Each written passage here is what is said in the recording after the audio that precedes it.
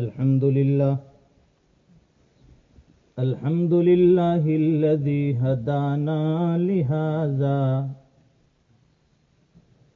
وما كنا لنهتدي لولا أن هدانا الله لقد جاءت رسل ربنا بالحق صلوات الله وسلام على سيدنا محمد المصطفى وعلى آله وصحبه أجمعين أما بعد فأعوذ بالله من الشيطان الرجيم بسم الله الرحمن الرحيم يؤثرون على أنفسهم ولو كان بهم خصاصة صدق الله العظيم اللهم صل على سيدنا ومولانا محمد وعلى آل سيدنا محمد وبارك وسلم. بزرگوں اور دینی بھائیوں، جیسے کہ ہمارے حضرت امام صاحب نے ابھی بتلایا کہ یہ دین بڑی قربانیوں کے بعد، بڑی کاوشوں اور محنتوں کے بعد اللہ تعالیٰ نے ہمیں پہنچایا ہے، اور اس دین کے لیے حضرات صحابہ کرام نے انتھنک محنت کی اور جان کی بازی لگائی، مال کی بازی لگائی، اور محنت کر کے قربانیاں دے کر یہ دین ہم تک پہنچایا. ہمیں جان کی بازی لگانے کا تو حکم نہیں ہے، لیکن اس دین کے ناطے سے ہماری ذمہ داری یہ ہے کہ ہم بھی اس دین کے لیے کچھ نہ کچھ محنتیں تو ضرور کریں، تاکہ انگلی کٹا کر شہیدوں میں ہمارا بھی نام آ جائے. یہ رمضان کا مبارک مہینہ ہے، اور اس مہینے میں اللہ تعالیٰ ایمان والوں کے لیے نیکیاں آسان کر دیتے ہیں. اس مہینے میں اللہ تعالیٰ اہل ایمان کے لیے رزق بھی آسان کر دیتے ہیں. اس لیے اس مہینے میں ہمارے علماء نے لکھا ہے روایتوں کے تحت کہ اپنے بوجھ کو ہلکا کر دے، اپنے کام کاج کو لمٹ میں کر دے، اور اگر ہمارے یہاں کوئی ورکر ہے، کوئی کام کرنے والے ہیں، ہمارے خادم ہیں، ان کے بوجھ کو بھی ہلکا کر دے، تاکہ وہ بھی اللہ کے دین کی محنت کر سکے، اس مہینے میں نیکیاں کر سکے. حضرات صحابہ اکرام رضوان اللہ علیہم اجمعین کی زندگیاں سادہ تھی. ہماری طرح ان کی لائف کوئی ہائی فائی نہیں تھی، ان کے پاس ایسی سب فیسیلیٹیز نہیں تھی. صحابہ اکرام کے پاس وقت ملا، روکھی سوکھی مل گئی تو کھا لیا، اور ان کے یہاں کھانے پینے کا کوئی نظم اور کوئی وقت متعین نہیں تھا. جیسے ہم صبح میں اٹھتے ہیں اور ساتھ میں کھانا کھاتے ہیں، بریک فاسٹ، دوپہر میں ہم کھانا کھاتے ہیں، رات میں کھانا کھاتے ہیں. صحابہ اکرام کے یہاں کھانا ہی نہیں تھا کہ کوئی وقت متعین ہو، اگر مل گیا تو مل گیا. کبھی تو سوکھی روٹی ہوتی تھی، ساتھ میں ترکاری نہیں ہوتی. کبھی زیتون کا تیل مل گیا تو اس کے ساتھ روٹیاں چبا لی، اور کبھی ایسا ہوتا تھا کہ کبھی تھوڑا سا گوشت نصیب ہو گیا، اس میں شوربہ بنا لیتے تھے، اس کو پی لیتے تھے، بوٹیاں چبا لیتے تھے، یہ کھانا ہو گیا. اور آج ہمارے یہاں جو کھانے میں تکلفات ہیں، قسم قسم کی نعمتیں اللہ تعالیٰ نے ہمیں جو عطا فرمائی ہیں، یہ حضرات صحابہ اکرام کے یہاں نہیں ہوتی تھی. لیکن وہ لوگ دین میں بڑے مضبوط تھے. ایک مرتبہ ایک صحابی نبی کریم صلی اللہ علیہ وسلم کی خدمت میں حاضر ہوئے اور عرض کیا، اللہ کے رسول صلی اللہ علیہ وسلم میں ضرورت مند ہوں، اور بھوکا آدمی ہوں، آپ میرے کھانے کا کچھ انتظام فرما دے۔ تو جناب رسول اللہ صلی اللہ علیہ وسلم نے اپنے گھر پر ازواج مطہرات کے پاس بھیجا ہے کہ بھائی کوئی مہمان ہے، ان کے لیے کوئی کھانے کا انتظام ہے۔ گھر جا کر تحقیق کی تو معلوم ہوا تھا کہ سرکار کے گھر میں بھی فاقہ تھا، آپ کے گھر میں بھی کھانا نہیں ہوتا تھا۔ تو آپ نے صحابہ اکرام کے مجمع میں اعلان کیا کہ بھائی کوئی آدمی ہے جو آج کے اس دن میں میرے اس مہمان کی مہمان نوازی کر لے۔ وہاں تو مسجد نبوی میں جو بھی آ جاتا تھا وہ سرکار کا مہمان ہوتا تھا، مسجد نبوی میں جو بھی آتا تھا وہ حضرات صحابہ اکرام کا مہمان کہلاتا تھا۔ تو سرکار کا یہ اعلان تھا، سننا تھا کہ ایک صحابی انہوں نے کہا کہ اللہ کے رسول میں ان کی مہمانی کروں گا۔ اب وہ صحابی وہ بھی خود غریب قسم کے صحابی تھے، ان کو بھی پتہ نہیں تھا کہ میرے گھر میں کچھ کھانے کا انتظام ہوگا یا نہیں، پتہ نہیں، اور نہ انہوں نے گھر پر اس کی تحقیق ضروری سمجھی، بغیر تحقیق کیے دعوت پیش کر دی۔ اور اگر ہم دعوت دے دے ہوم منسٹر کو پوچھے بغیر تو پھر دیکھیے کہ ہماری حالت کیا ہوتی ہے۔ تو وہ صحابی، وہ مہمان جو صحابی تھے، ان کو اپنے ساتھ گھر لے گئے۔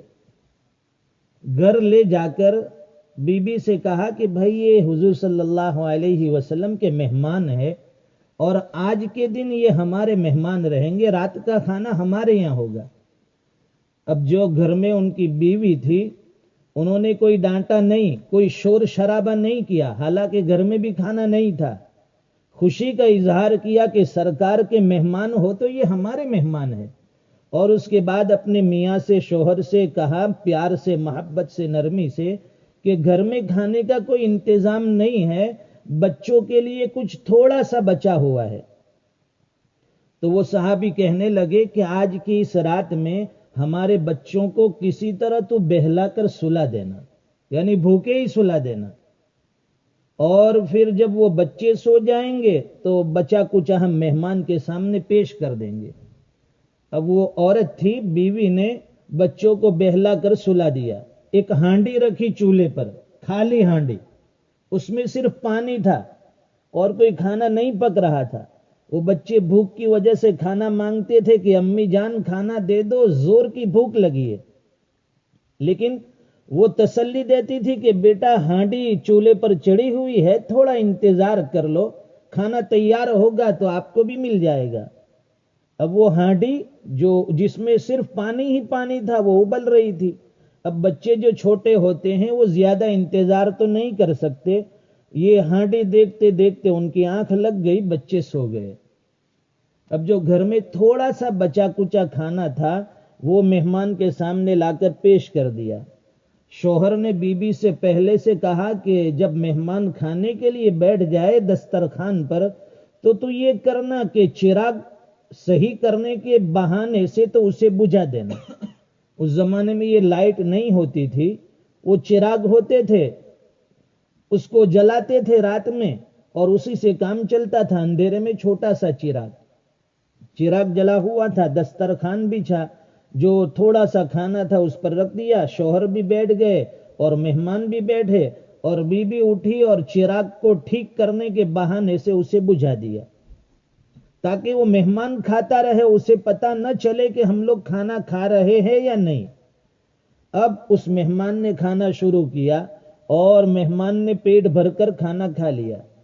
وہ شوہر تھا وہ بھی بھوکا رہا، بیوی تھی وہ بھی بھوکی رہی، اس کے چھوٹے چھوٹے بچے وہ بھی بھوکے رہے، پوری رات انہوں نے فاقے سے گزاری۔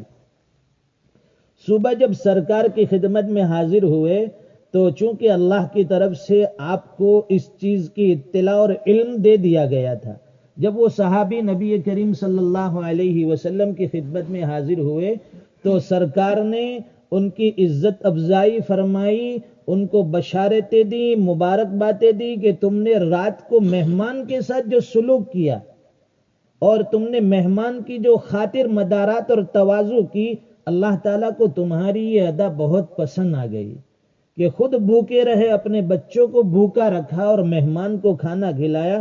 قرآن کریم میں آیت نازل ہوئی، یؤثرون علی انفسہم ولو کان بہم خصاصہ، فرماتے ہیں کہ وہ ایسے لوگ ہیں جو خود بھوکے رہتے ہیں لیکن دوسروں کو کھانا کھلاتے ہیں، خود ضرورت مند ہے لیکن دوسرے کی ضرورت پوری فرماتے ہیں، خود تنگ دست ہے لیکن اپنے مسلمان بھائی کا اکرام کرتے ہیں۔ یہ قرآن کریم میں آیت نازل ہو گئی کہ خود بھوکے رہے اور خود فاقے سے رہے لیکن ایک مسلمان کا پیٹ بھر کر بتایا، تو قرآن کریم میں یہ صحابہ اکرام کی صفت ہے کہ وہ ضرورت مندوں کی ضرورت پوری کرتے تھے، خود ضرورت مند ہوتے تھے لیکن اپنی ضرورتوں کو پیچھے چھوڑ دیا اور اپنے مسلمان بھائی کی ضرورت کو آگے رکھا۔ یرموک کی لڑائی تھی، اس میں ایک صحابی حضرت ابو جہم ابن حذیفہ رضی اللہ تعالیٰ عنہ، وہ فرماتے ہیں کہ میں اپنے چچا زاد بھائی کی تلاش میں نکلا۔ عصر کا وقت قیمتی ہوتا ہے، تھوڑی دیر انشاءاللہ 15-20 منٹ بعد میں آپ اپنے معمولات ادا کر سکتے ہیں۔ تو ابو جہم ابن حذیفہ رضی اللہ تعالیٰ عنہ فرماتے ہیں کہ میں اپنے چچا زاد بھائی کی تلاش میں نکلا، وہ بھی اس لڑائی میں شریک تھے۔ میرے ہاتھ میں پانی کا مشکیزہ تھا اور یہ سوچ کر نکلا کہ کہیں وہ زخمی پڑے ہوں گے تو انہیں پانی پلا دوں گا، اس لیے کہ میدان کارزار میں دشمنوں کے ساتھ مقابلہ ہے، وہاں پانی کہاں سے ملے گا۔ یہ سوچ کر میں نکلا ان کی تلاش میں۔ تلاش کرتے کرتے میں نے ان کو ایک جگہ زخموں کی حالت میں پڑا ہوا پا لیا۔ وہ زخموں سے چور تھے، جان کنی کا عالم تھا، دنیا سے آخری وقت ہے، اور اس طرح زمین پر پڑے ہوئے تھے۔ مجھے دیکھا، میں نے ان کو پانی کے لیے اشارہ کیا کہ پانی کی ضرورت ہے، انہوں نے اشارے سے ہاں کہا۔ میں جیسے ہی ان کو پانی پلانے کے لیے بیٹھا کہ بازو سے یعنی سامنے سے دوسرے ایک صحابی جو زخمی پڑے تھے ان کے بھی کراہنے کی آواز آئی اور پانی پانی طلب کرنے کی آواز آئی۔ فرماتے ہیں کہ مجھے میرے چچا زاد بھائی نے اشارہ کیا کہ پہلے اسے پلاؤ۔ میں ان کے پاس پانی پلانے کے لیے پہنچا تو ان کے پڑوس میں دوسرے ایک صحابی زخمی پڑے تھے، وہ بھی پانی کے لیے چلا رہے تھے زخموں کی حالت میں۔ تو ان صحابی نے کہا کہ نہیں، پہلے انہیں جا کر پلاؤ۔ فرماتے ہیں کہ جب میں اس صحابی کے پاس پانی کا مشکیزہ لے کے پہنچا، جیسے ہی پہنچا کہ وہ انتقال کر گئے تھے، ان کی روح پرواز ہو گئی۔ پلٹ کر وہ دوسرے نمبر کے صحابی کے پاس آیا، یہاں آ کر دیکھا تو ان کا بھی انتقال ہو چکا تھا۔ پھر پلٹ کر میں اپنے چچا زاد بھائی کے پاس آیا کہ انہیں پانی پلاؤ، لیکن یہاں آ کر دیکھتا ہوں کہ وہ بھی جاں بحق ہو گئے تھے۔ یہ صحابہ اکرام کی قربانیاں ہیں، یہ ان کی صفت عظمی کہلاتی ہیں کہ جاں کنی کا عالم ہے، اور جاں کنی کے عالم میں اگر انسان کے منہ کے اندر سمندر بھی پلا دیا جائے تو اس کی پیاس نہیں بجھتی۔ اس لیے ہم دیکھتے ہیں کہ جب آدمی مرض الوفات میں ہوتا ہے، بار بار اس کے منہ میں پانی ڈالا جاتا ہے، وہ پانی کہاں جاتا ہے پتہ نہیں چلتا۔ تو ایسی حالت میں خود پانی کے لیے ضرورت مند ہے، لیکن دوسرے صحابی کی، دوسرے مسلمان کی ضرورت کو اپنی ضرورت پر مقدم سمجھا۔ یہ حضرات صحابہ اکرام کے اوصاف حسنہ ہے۔ یہ اوصاف اس لیے بتائے تاکہ یہ چیز ہمارے اندر پیدا ہو جائے کہ ہمارا مسلمان بھائی اگر ضرورت مند ہے تو ہم اس کی ضرورتوں کا خیال رکھیں، اگر وہ پریشان حال ہے تو اس کی پریشانیوں کو بھی نظر انداز نہ کرے بلکہ اس کو پورا کرنے کی کوشش کرے۔ اس لیے بتایا کہ جب امریکہ کے اندر لائٹ چلی جاتی ہے، امریکہ میں جب لائٹ جاتی ہے، آپ کے یہاں تو نہیں جاتی، کبھی اتفاق سے جاتی ہے، تو امریکہ میں جب لائٹ چلی جاتی ہے تو وہ لوگ پاور ہاؤس میں فون کرتے کہ بھائی آج لائٹ کیوں چلی گئی، وہاں تحقیق کرتے، اور فرماتے ہیں کہ جاپان میں جب یہ لائٹ چلی جاتی ہے تو وہ لوگ اپنے گھر کا فیوز دیکھتے کہ کہیں فیوز تو خراب نہیں ہو گیا، اور فرماتے ہیں کہ ہمارے انڈیا پاکستان کا حال یہ ہوتا ہے کہ جب ہمارے یہاں لائٹ چلی جاتی ہے تو ہم لوگ پڑوس میں چیک کرتے کہ بھائی اس کے گھر میں ہے یا نہیں، اگر اس کے یہاں گئی ہے تو کوئی بات نہیں، یہ بھی تکلیف میں مبتلا ہے اور ہم بھی تکلیف میں ہیں۔ معلوم یہ ہوا کہ ہمیں تکلیف ہو تو دوسروں کو بھی ساتھ میں ہونی چاہیے. اگر ہمارے پڑوسی کے یہاں یا لائٹ نہیں ہوتی تو پھر ہمیں فکر ہوتی ہے، تو ہمیں فکر ہوتی ہے کہ صرف میرے گھر میں لائٹ گئی ہے، اس کے یہاں کیوں نہیں گئی. پھر وہ ادھر ادھر وہ محنت کرتا ہے، دوڑتا ہے. معلوم ہوا کہ وہ اپنی تکلیف میں دوسروں کو شامل کرتا ہے، لیکن اپنی خوشی میں کسی مسلمان کو شامل نہیں کرتا، اپنے پڑوسیوں کو شامل نہیں کرتا. اس لیے بتایا کہ صحابہ اکرام کے یہاں ایک پاؤ گوشت پکتا تھا. ہمارے یہاں تو ماشاءاللہ ملاقوں سے اتنا بڑا بڑا تھیلا بھر کے گوشت آتا ہے، اور وہ ہفتوں کا انتظام، اور وہ فریزر ایسے بھرے ہوئے ہیں، پورے سب بکرے اور یہ گھینٹے اور سب بھرا ہوا ہے اندر. صحابہ اکرام کے یہاں کبھی اتفاق سے ایک پاؤ گوشت نصیب ہوتا تھا اور وہ چولہے پر لگاتے تھے. ایک بڑا سا جو برتن ہوتا تھا اس میں ڈھیر سارا پانی، اس میں 2-4 بوٹی ڈال کر مسالہ نمک ڈالا، اس کو ابال کر خوب شوربہ بنایا، اور پڑوسیوں میں آپس میں ہر گھر میں ایک ایک پیالہ بھر کر وہ تقسیم کرتے تھے کہ میرا کوئی پڑوسی بھوکا نہ رہے. میرے مسلمان بھائی کے یہاں پتہ نہیں آج کھانا بنا ہو یا نہ بنا ہو، اس لیے وہ اپنی ذمہ داری سمجھتے تھے کہ میرے گھر میں کھانا بنا ہے، لیکن اگر میرا پڑوسی آج بھوکا سوئے گا، اللہ کے یہاں کل قیامت کے دن میری پوچھ ہوگی کہ تو نے پیٹ بھر کر کھانا کھایا لیکن تیرا پڑوسی بھوکا سویا ہوا ہے. اور صحابہ اکرام کا حال یہ تھا کہ ان کے جسموں پر تن ڈھانپنے کے لیے، یہ بدن ڈھانپنے کے لیے کپڑے بھی نہیں ہوتے تھے. اور آج ہمارے یہاں کپڑوں کا یہ عالم ہے کہ سال کے آخر میں کسی کو تلاش کرنا پڑتا ہے کہ گھر میں کپڑے بہت زیادہ ہو گئے، اس کو لے جاؤ. کوئی ویلفیئر والے کو تلاش کرے گا، کوئی کسے تلاش کرے گا، جا کر ڈھیر سارے کپڑے ہم ڈال کر آتے ہیں. حضرت امیر حمزہ رضی اللہ تعالی عنہ جو سید الشہداء کہلاتے ہیں، غزوہ احد میں حضرت امیر حمزہ رضی اللہ تعالی عنہ کو بے دردانہ اور بے رحیمانہ طریقے سے شہید کیا گیا. جسموں پر اتنے نشان تھے کہ شاید ہی کوئی حصہ باقی تھا زخم کا. فرماتے ہیں کہ وہ شہید ہو کر ایک جگہ پڑے ہوئے تھے، اور کفار نے ان کی ناش کے ساتھ بھی ایسی بے ادبی فرمائی کہ ان کا مسئلہ کیا گیا. یہ ناک کاٹ لی گئی، کان بھی کاٹ لیے گئے، اور انگلیاں بھی کاٹ لی گئی، مختلف اعضاء جسم کے کاٹے گئے، یہاں تک کہ آپ کے سینے مبارک کو چاک کیا گیا، اندر سے آپ کا دل نکالا، اور ایک خاتون نے جو اس وقت دشمن اسلام تھی اس نے آپ کا یہ کلیجہ چبایا. جسم کے اتنے اعضاء کاٹے گئے. تو جب وہ پڑے ہوئے تھے، سرکار نے دیکھا کہ ان کی ناش کے ساتھ بھی بے ادبی ہوئی ہے، ان کو ڈھانپ دیا گیا. ان کی بہن دوڑتی ہوئی آئی، حضرت صفیہ رضی اللہ تعالی عنہ، وہ دوڑتی ہوئی آئی اور آ کر اپنے بھائی کو تلاش کرنے لگی. تو اتفاق سے وہ تلاش کرتے کرتے ان کی ناش تک پہنچی، اپنے بھائی کی ناش کو دیکھا، اور ساتھ میں وہ کفن لائی تھی. کہتی ہیں کہ مجھے پتا چلا تھا کہ میرے بھائی شہید ہو گئے ہیں، اس لیے میں یہ 2 چادر لائی ہوئی ہوں تاکہ میرے بھائی کو اس میں کفن دیا جائے. اب جب ان کو کفن دینے کی باری آئی تو پڑوس میں دوسرے ایک انصاری صحابی، وہ بھی شہید پڑے ہوئے تھے، ان کے پاس بھی کفن نہیں تھا.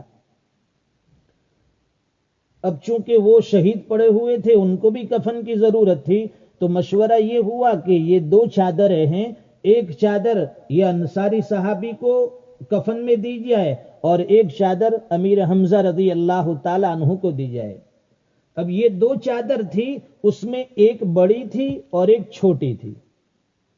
اب بڑی چادر کس کو پہنائی جائے اور چھوٹی چادر کس کو پہنائی جائے؟ اگر ہمارے گھر کا کوئی مردہ ہوتا تو ہم کہتے ہیں کہ بھائی چادر ہماری ہے، ہمارا اختیار ہے، ہم اپنے مردے کو بڑی چادر پہنائیں گے تاکہ اس کو پورا کفن ملے، اور یہ ضرورت مند ہے اس کو چھوٹی چادر اڑا دو. لیکن وہاں ایسا نہیں ہوا. ان لوگوں کی نظر میں انصاف تھا، ان لوگوں کی نظر میں مسلمانوں کی ہمدردی تھی، ان کی عظمت تھی. اس لیے مشورہ ہوا کہ اب قرآن اندازی کی جائے، یعنی وہ جیسے کہ ہم چٹھی ڈالتے ہیں کہ بھائی کس کا نام نکلتا ہے، تو اس طرح قرآن اندازی کی. تو اس میں وہ بڑی چادر تھی، وہ انصاری صحابی کے حصے میں آئی، اور چھوٹی چادر وہ حضرت امیر حمزہ رضی اللہ تعالیٰ عنہ کے حصے میں آئی. جب ان کو کفن دیا گیا تو سر کی طرف اگر وہ چادر اڑاتے تھے، سر ڈھانپتے تھے تو پیر کھل جاتے تھے. اگر پیر کی طرف اس کو کھینچا جاتا تھا تو آگے سے سر کھل جاتا تھا. جناب رسول اللہ صلی اللہ علیہ وسلم نے فرمایا کہ ان کا سر ڈھانپ دو، چہرے کی طرف سے چادر کھینچ لو اور پیر کے اوپر گھاس وغیرہ ڈال کر اسے ڈھانپ دیا جائے. تو یہ وہ امیر حمزہ ہے جو سید الشہداء ہے، جو احد میں شہید ہوئے تھے. ان صحابی کے سردار شہادت میں کہلاتے ہیں، لیکن دنیا سے اس حالت میں جا رہے ہیں کہ پورا کفن بھی انہیں نصیب نہیں ہے. آج اللہ کا کروڑوں احسان ہے، اللہ تعالیٰ نے ہمیں ان صحابہ کرام کی برکت سے اتنی نعمتوں سے نوازا ہے، اتنی نعمتوں سے نوازا ہے کہ اگر قیامت کے دن ان نعمتوں کے بارے میں ہم سے پوچھا جائے گا تو ہمارے لیے جواب دینا مشکل ہوگا. وَإِن تَعُدُّوا نِعْمَةَ اللَّهِ لَا تُحْصُوهَا، تم اللہ کی نعمتوں کو گننا چاہو، شمار کرنا چاہو، نہیں کر سکتے. اور فرمایا ثُمَّ لَتُسْأَلُنَّ يَوْمَئِذٍ عَنِ النَّعِيمِ، قیامت کے دن تمہیں اللہ کے حضور پیش ہونا ہے، وہاں زندگی کی ایک ایک سانس کا حساب دینا ہے. اللہ نے یہ جو نعمتیں عطا فرمائی ہے، ایک ایک نعمت کے بارے میں قیامت کے دن پوچھ ہوگی. ہر نعمت پر سوال ہوگا کہ سردی میں تجھے گرم کپڑے ہم نے دیے، بتا تو نے کیا قدردانی کی، اور گرمی میں ہم نے تیرے لیے بہترین ہوا کا انتظام فرمایا، بتا میری نعمتوں کی کیا قدر کی. دسترخوان پر قسم قسم کی نعمتیں تجھے لا کر ہم نے کھلائی، بتا وہ کھانا کھا کر تو نے ہمارا کتنا شکر ادا کیا. تجھے اولاد کی نعمت عطا فرمائی، تجھے بیوی بچوں کی نعمتوں سے نوازا، مال و دولت تجھے ہم نے عطا کیا، دکان مکان جائیداد ہم نے تجھے عطا فرمایا. تو بولتا گیا ہم تجھے دیتے گئے، تو مانگتا گیا ہم نوازتے گئے، بتا تو نے ہماری نعمتوں کی کتنی قدر کی. اگر وہاں سوال ہو گیا تو ہمارے لیے جواب دینا مشکل ہو جائے گا. اس لیے موقع ہے دوستو کہ اللہ کی نعمتوں پر صرف زبان سے شکر تو ادا ہونا چاہیے. دسترخوان پر بیٹھے ہیں، کھانے سے پہلے بسم اللہ پڑھ لیا، کھانے کے بعد اللہ کا شکر ادا کر لیا، الحمدللہ پڑھ لیا کہ اللہ یہ تیری نعمت ہے. صحابہ کرام نے ایسی گاڑیاں نہیں دیکھی تھی، ان کا سفر ہوتا تھا یا تو اونٹوں پر ہوتا تھا یا کھچر اور گدھوں پر ہوتا تھا، لیکن ان کی زندگی بڑی کام کی تھی. آج وہ صحابہ کرام کی زندگی ہمارے لیے آئیڈیل ہے، ہمارے لیے نمونہ ہے. کسی بھی صحابی کی زندگی کو اٹھا کر دیکھیے اور ان کی زندگی پر آپ چلتے جائیے، انشاءاللہ منزل مقصود تک پہنچ جائیں گے. اللہ تعالیٰ اس ماہ مبارک کی ہمیں قدردانی عطا فرمائے، اس کے ایک ایک لمحے کو نیکیوں میں استعمال کرنے والا بنائے. غفلتوں سے اللہ تعالیٰ خصوصاً ہماری اور امت مسلمہ کی حفاظت فرمائے. آج کے اس گئے گزرے دور میں بھی اللہ کے کتنے بندے ایسے ہیں کہ جو پوری پوری رات نوافل میں گزارتے. آپ کے یہاں تو رات بہت چھوٹی ہے، اس لیے راتوں کو عبادت میں گزارنا اور بھی آسان، اور دن بھر وہ قرآن کریم کی تلاوت کرتے ہیں. حضرت امام شافعی رحمۃ اللہ علیہ، امام اعظم ابو حنیفہ رحمۃ اللہ علیہ، ان کے حالات میں لکھا ہے کہ وہ روزانہ رمضان میں روزانہ ایک قرآن دن میں ختم کرتے، ایک قرآن رات میں ختم کرتے تھے. تو پورے رمضان میں 60 قرآن ہوتے تھے اور ایک قرآن تراویح میں وہ پڑھا کرتے تھے. تو یہ حضرات مہینے کے 61 قرآن 62 قرآن پڑھ لیا کرتے تھے. تو کیا آج کا مسلمان اس مہینے میں ایک قرآن بھی ختم نہیں کر سکتا؟ اگر ہمت کرے تو بہت کچھ ہے ہمارے لیے. اللہ تعالیٰ جسے توفیق دے اور جسے اس دن کی قدردانی نصیب فرمائے، ان کے لیے نیکیاں کرنا آسان ہوتا ہے. اللہ تعالیٰ ہمارے اس مل بیٹھ کر سننے کو اور سنانے کو قبول فرمائے. اپنے دین کی محنت کے لیے اللہ تعالیٰ ہم سب کو قبول فرمائے. اور ہمارے اسلاف نے، ہمارے اکابر نے، ہمارے بزرگوں نے اس دین کے لیے جو محنتیں فرمائی، اللہ تعالیٰ ہمیں بھی اسی طرح محنت کا داعیہ اور جذبہ نصیب فرمائے. اللہ تعالیٰ ہماری مسجدوں کو آباد رکھے، ہماری عبادتوں کو قبول فرمائے، اور بار بار یہ ماہ مبارک اللہ تعالیٰ ہمیں نصیب فرماتا رہے. تاکہ ہم اس کے فیوز اور برکات سے مستفیض ہو سکے. درود شریف پڑھ اور دعا فرما. بسم اللہ الرحمن الرحیم. سبحانک اللہم و بحمدک و تبارک اسمک و تعالی جدک و جل ثناؤک و لا الہ غیرک. لا الہ الا انت سبحانک انا کنا من الظالمین. اللہم اکفینا بحلالک عن حرامک و اغنینا بفضلک عمن سواک. اللہم آتی نفوسنا تقواها و زکیها انت خیر من زکاها انت ولیها و مولاها. سہل یا الہنا کل صعب بحرمت سید الابرار سہل. اے اللہ ہم سب کے گناہوں کو معاف فرما. اے اللہ ہم بہت بڑے گناہ گار ہیں، خطا کار ہیں، اقراری مجرم ہیں. اے اللہ ہمیں اپنے گناہوں کا اقرار ہے. اے اللہ زندگی کا بہت بڑا حصہ گناہوں میں گزرا ہے، نافرمانیوں میں گزرا ہے. کریم آقا کرم فرما دے، رحیم آقا رحم فرما دے. اے اللہ یہ رحمتوں کا عشرہ چل رہا ہے. اے اللہ اس رحمتوں کے عشرے میں تیری رحمت موسلا دھار بارش کی طرح برستی ہوگی. اے اللہ ہم جیسے گنہگاروں کے گناہوں بھی اس رحمت کی بارش میں صاف فرما دے. اے اللہ آپ کی رحمت کے کچھ چھینٹے ہم جیسے ناقدروں کو بھی عطا فرما دے. اے اللہ ایک طرف یہ رمضان ہے اور ایک طرف ہم ہیں. اے اللہ ایک طرف رمضان تھا اور ہمارے اسلاف تھے، وہ اس کا ایک لمحہ بھی غفلت میں نہیں گزارتے تھے، اور ہمارے آج گھنٹوں اے اللہ غفلتوں میں گزر رہے ہیں. نہ قرآن کریم کی تلاوت کی توفیق ہو رہی ہے، نہ نوافل کا کوئی اہتمام نظر آتا ہے، نہ مسجد میں آ کر نماز پڑھنے کی کوئی توفیق مل رہی ہے. اے اللہ ہمیں اپنے دین کے لیے قبول فرما لے. اے اللہ ہمیں دین کے لیے باہمت بنا دے. اے اللہ ہمارے حوصلے کو بلند سے بلند بنا دے. اے اللہ تیرے سامنے کھڑا ہونا آسان فرما دے. ساری سہولتیں ہمارے سامنے ہیں، آپ کی دی ہوئی نعمتیں ہمارے سامنے ہیں. ہمارا کام صرف آپ کی عبادت کرنا ہے، آپ کی یادیں ہیں. صحابہ کرام کے پاس یہ نعمتیں نہیں تھی، اس کے باوجود وہ دن رات عبادتوں میں لگے رہتے تھے. اے اللہ انسان تو وہ بھی تھے اور انسان ہم بھی ہے. اے اللہ وہ جفا کشی میں تیری عبادت کرتے تھے اور ہم آرام اور راحت میں بھی آپ کی عبادت نہیں کر سکتے. اے اللہ ہمیں اپنی کمزوری کا اقرار ہے. اے اللہ ہمیں اپنی غفلتوں کا اعتراف ہے. اے اللہ ہمیں اپنی نعمتوں سے محروم نہ فرما. اے کریم آقا ہمیں تیری دی ہوئی نعمتوں کی قدردانی عطا فرما. اے اللہ یہ مقدس مہینہ، اے اللہ بابرکت مہینہ، اے اللہ تیرے مخلص اور تیرے عبادت گزار بندوں کو نصیب ہوتا ہے. یہ مہینہ اس لیے آتا ہے کہ تیرے عبادت گزار بندے اس میں عبادت کے لیے کھڑے ہو جاتے ہیں، لیکن ہم جیسے ناقدروں کو بھی اے اللہ یہ مہینہ نصیب ہو جاتا ہے. جب یہ مہینہ تو نے عطا فرمائے تو اس کی عظمتیں عطا فرما، اس کی برکتیں عطا فرما. ہمارے گھروں میں برکتوں کا نزول فرما. اے اللہ ہمارے اہل خانہ میں دینداری پیدا فرما. ہماری اولاد کو نیک بنا، ہماری آنکھوں کی ٹھنڈک بنا. اے اللہ ہمیں اپنے والدین کا خدمت گزار بنا. اے اللہ ان کی نیک دعائیں لینے والا بنا. ان کی بد دعاؤں سے ہماری حفاظت فرما. اے اللہ جن کے والدین دنیا سے پردہ فرما گئے ہو ان کو جنت الفردوس میں اعلیٰ اور بالا مقامات سے نواز دے. اے اللہ کروٹ کروٹ ان کے درجات بلند فرما. جن کے والدین بقید حیات ہیں ان کی عمروں میں برکت عطا فرما.